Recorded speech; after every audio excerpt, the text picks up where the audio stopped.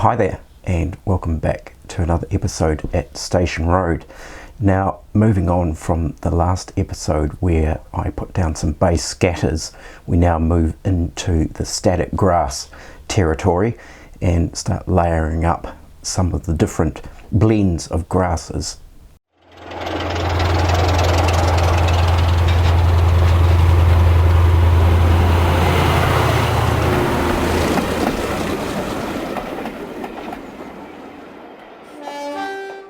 So as mentioned in the previous video, I have two static grass applicators. There is the homemade static grass applicator from an electric fly swat, and it works really well. And the other was this precision static grass applicator, which is a professional static grass applicator, which is branded as a Peco product. So if we take a look at the Peco applicator, there are a couple of issues that I had with this, and this stems from a previous video where I'd used this device for the first time in the cutting area, and the main objective really was to be able to get static grass into some rather awkward places within that scene. So the biggest issue that I actually found with this particular applicator was the reservoir was almost actually too small in some respects, and what I actually found is that you could only put a very small amount of static grass in there. If you overloaded it, it just simply wouldn't actually dislodge the grass through the mesh, and it would tend to actually roll the static grass up into a bit of a ball shape, and it just wouldn't go anywhere. So you kind of almost had to half fill it, or even less than that, in order for the static grass to actually be pushed out the end. So I understand from the point of view of it being a precision applicator, and therefore the idea behind it being small so it could get into certain areas and you could be far more accurate as to where the grass is actually going to go. But I kind of feel like it was a little bit too small in that respect. Now, looking at this, I get the impression that this reservoir is actually 3D printed, because it's actually got these kind of ribbed striations around it, so I'm assuming it's 3D printed, and I almost sort of wonder whether it's 3D printed with the mesh in place. But as you can see, it is really quite small. Now, in terms of the actual applicator itself, there's nothing wrong with it. This is really actually quite strong in terms of its static charge, and the unit actually has a 9-volt battery in it, so it's definitely got a lot more grunt in it than my electric fly swat. But really what I wanted to do is see if I could actually find an alternative to this particular reservoir that was slightly bigger, but at the same time was going to be the right diameter to fit over the end piece of the static grass applicator. So I went to the hardware store and had a good old rummage in the plumbing section, thinking that maybe some bit of PVC piping might do the trick, and hopefully finding something that would be the same diameter as this so that it would actually slide over the top. Now, originally I was thinking of just a piece of PVC piping that was just simply longer, that could actually hold more static grass in it.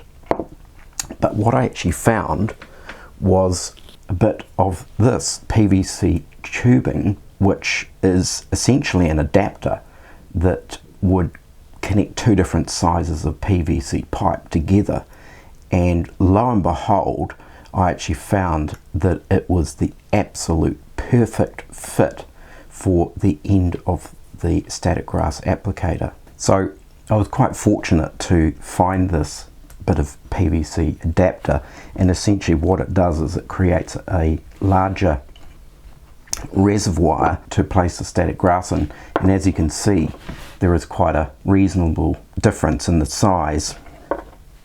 And looking at that side, you know, there's more room in here for the static grass to actually sort of shake and move about and release itself from within the reservoir. Now, the mesh that I put on here, I've just hot glued this mesh into place, and it is basically from one of these, which is a pen holder. Now, you can buy these quite readily here in New Zealand. I'm not sure whether this type type of pen holder or stationary item is available around the world. I'm guessing it would be, but it's just a metal mesh, and of course you can get in and out trays, and you can get business card holders and all of that kind of thing. And this was, you know, this here was $2. It's very, very cheap, and I just simply cut this out. On an incidental note, I'm almost thinking the size of this mesh, I kind of feel like it would actually work really nicely if you had an O-gauge layout and you wanted some mesh fencing. It might be the right sort of scale for it. So after putting this homemade reservoir together and actually trialing it, it has made such a difference to the application of the static grass. So the only other issue that I have with the static grass applicator is actually the length of the cord. It is just too short. This cord is so annoying because it's tethered to this great big clumsy box, and the cord is just too short. If you want to get into certain areas, you've got to take this box with you, and unfortunately it doesn't appear that there's sort of any way to get into this box. There possibly might be some screws hiding under these feet, but I'm a bit reluctant to open this up, and this here seems to be completely sealed in here.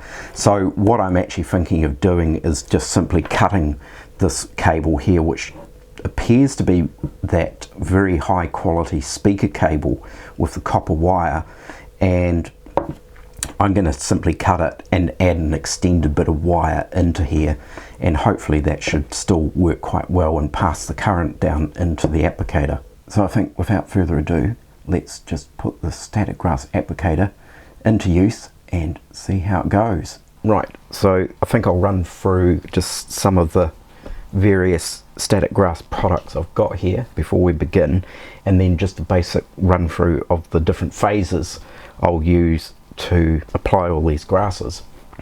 So these two here are the first layer of grasses, and they're quite short, so that's a 4mm, and I think this could be a 2mm. Unfortunately, this is before I started labeling things. So we have a knock beige 4mm, so it's quite a good blend, that one, particularly for a starting point with the static grasses, like the sort of the base layer before you start adding longer grasses on top. And this is another reasonably good one, quite neutral in tone, so it's that kind of like dead grass type material that you often sort of find at the bottom, at the base, away from sunlight and things like that. So those are those two, and then we sort of move through into a blend of these three. So unfortunately this is before I started labeling again, but I think that's a 6mm, and that's another 6mm, and that's sort of a blend. This is a single sort of tone, and then we also have a 7mm, which is quite a tall grass, and this will be quite selective in areas where I put this grass here.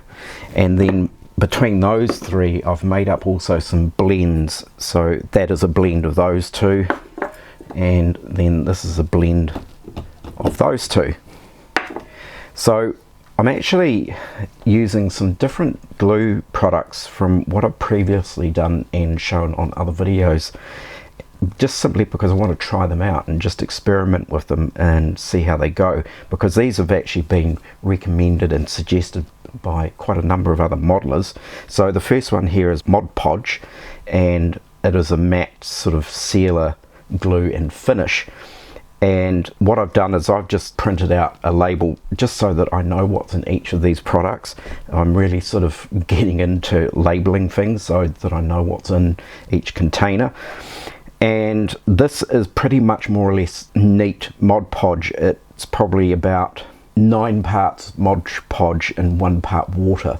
So it's only just sort of diluted down a little bit, just to give the static grass more of an opportunity to bed itself into the actual glue mixture. This stuff here is a 50-50 mix of Liquitex matte medium. So this material here, and it's also got a few drops of dishwashing liquid in it as well, this is what I'm going to be using once the first layer of static grass is dry, and I can basically squirt over a fine mist and then apply the second layer of static grasses, and this hopefully should work quite well, and other modelers of course have used this as well. So we'll start with these two grasses here. The majority of the base static grass will be this beige 4mm from Nock, and that's pretty much sort of going to go all through these areas. Where there's some of this sort of dirt, bark, dead leaves areas will actually be this type of shorter grass. Unfortunately, as I mentioned, I don't know actually who makes it. It might be Peco, I'm not quite sure. So we'll get into this and see how it goes.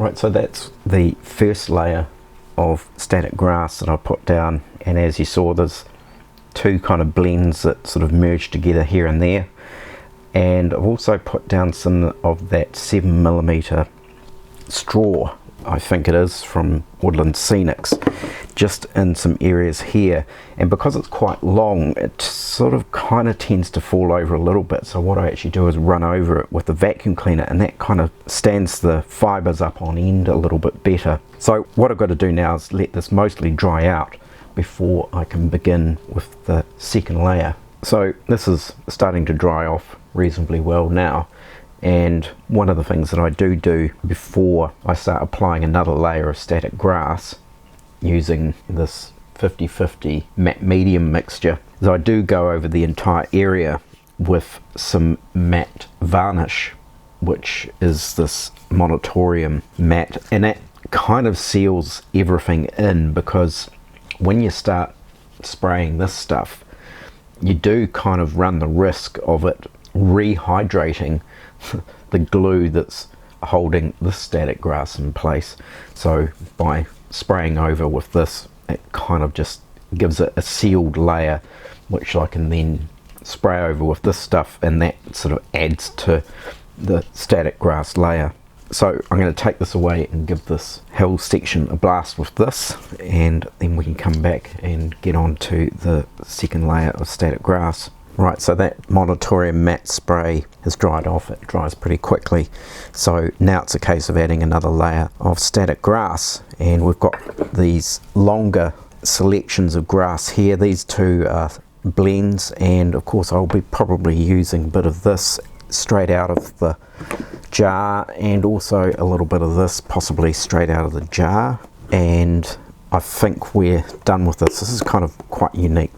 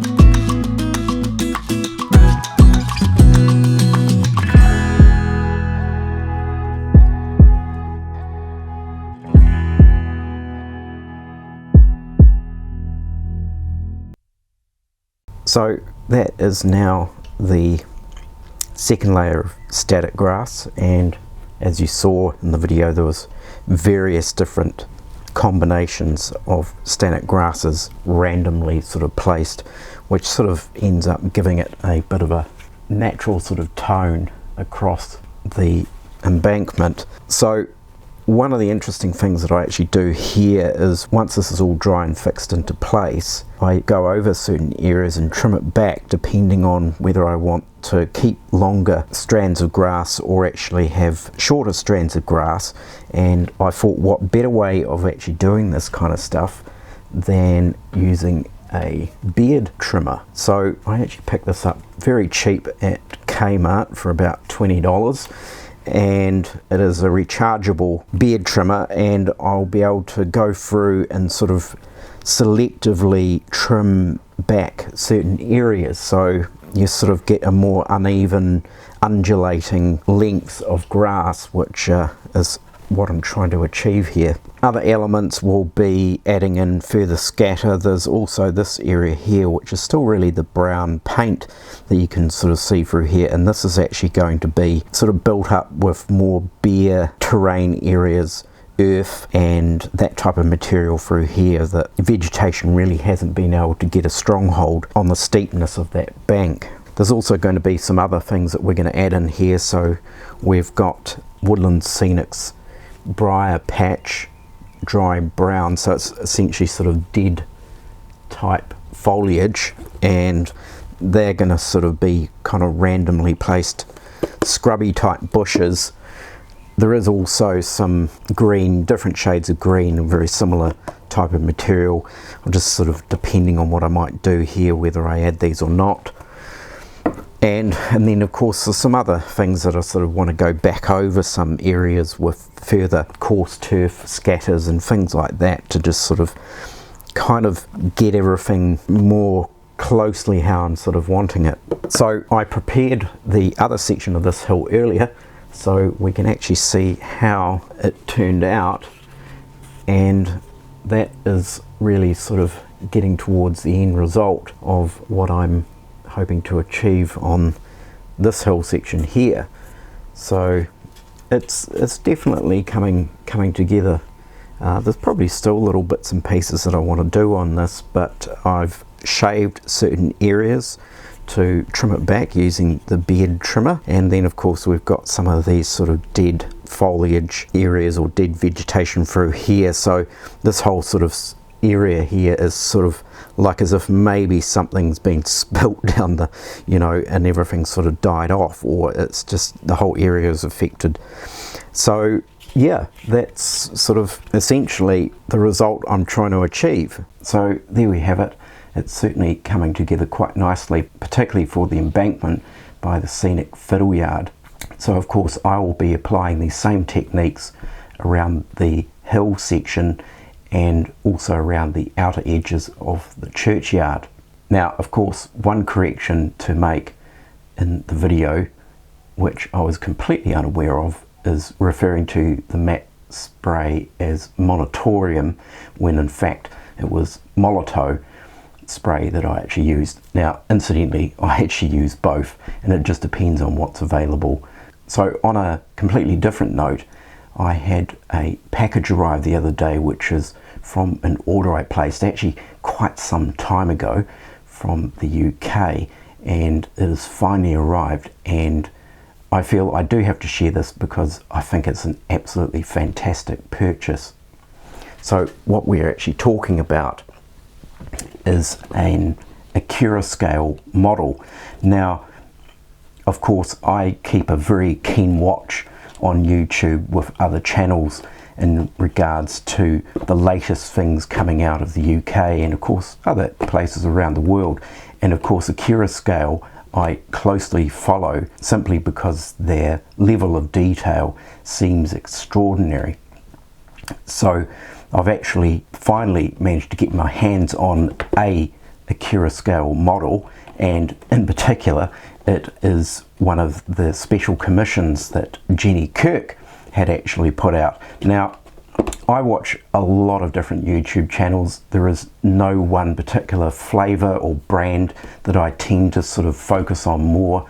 And for example, I thoroughly enjoy watching Jenny Kirk, I thoroughly enjoy watching Dean Park, Everard Junction, and the list just goes on. There are so many fantastic channels out there to watch, and they're all very, very inspirational and entertaining. So here it is, and it is beautifully packaged. Now I have certainly seen this being unpackaged before on YouTube, so there's nothing new there in terms of that, and for a lot of you, you'll be aware of the amount of detail that goes into these Accurascale models. And what I'm particularly interested in over the future months or years is the development of some locomotives as well on top of that. This is the wagon here. Now the length of detail that's gone into this particular type of wagon is just outstanding, and particularly the underside detail is just absolutely exceptional.